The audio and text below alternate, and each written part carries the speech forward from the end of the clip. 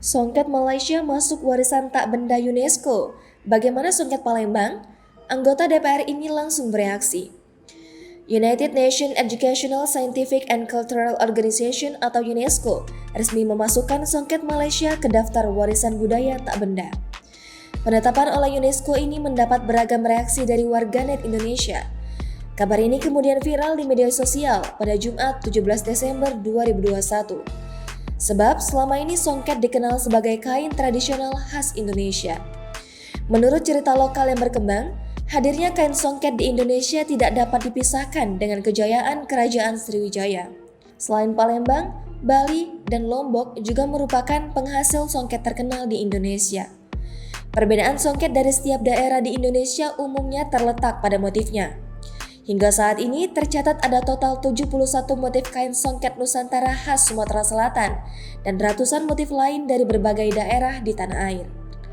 Anggota Komisi 10 DPR RI Abdul Fikri Fakih pun angkat bicara tentang songket diakui warisan Malaysia oleh UNESCO. Komisi 10 DPR RI ini membidangi pendidikan, olahraga, dan sejarah. Menanggapi hal tersebut, Abdul Fikri Fakih mengatakan, Malaysia itu serumpun dengan Indonesia. Bahkan beberapa hal punya kesamaan antara Malaysia dan Indonesia. Kesamaan yang ada seperti pantun. Pantun Indonesia maju bersama-sama dengan Malaysia, sehingga jadi warisan budaya dari Indonesia dan juga Malaysia. Menurut Fikri, soal songket ini sebaiknya didiskusikan saja bersama. Orang Malaysia juga suka ke Indonesia. Artinya, Indonesia tidak bisa terpisah sama sekali dengan Malaysia. Ia menekankan, jangan sampai ada perseteruan oleh penetapan ini.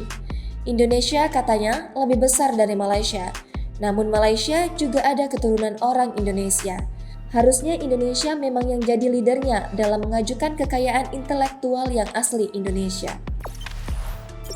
Jangan lupa subscribe, share, komen, dan like ya!